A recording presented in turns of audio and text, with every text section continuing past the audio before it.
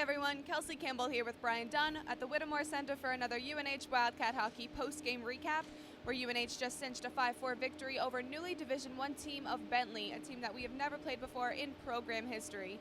It was a pretty neck-and-neck game there, but going into the third, we really saw a few UNH players step into the frame there, including Shane Iserman, Maxim Gaudreau, and freshman Marcus Vela, netting those two crucial goals at the end of the third for the Cats, ending this Thanksgiving weekend with a victory for the Wildcats. Brian, what were your thoughts on tonight's game?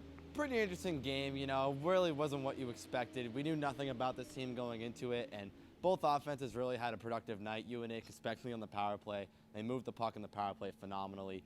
Guys like Corey Kelleher, Matthias Cleland, and then it was nice to see some lower offensive lines get in the frame, like Marcus Vela potting his first goal, like you said, Maxim Gaudreau, even with Colin McDonald out, had a very productive evening. And it's nice that the Wildcats are playing like this and playing the way they should be heading into such a big weekend next weekend with the home-and-home series against the Black Bears of Maine.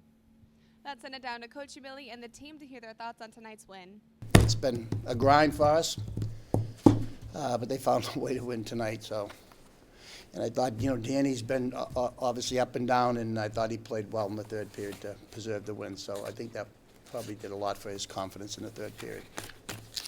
Yeah, no, from the start of the game, before the game even started, we were talking about making sure our D-zone was tight all game, and especially in the third period, making sure we start closing out games because, we need to start closing out games to move forward in our standings. But definitely in the third, once it came, we knew we had a job to do, and we had to get it done tonight.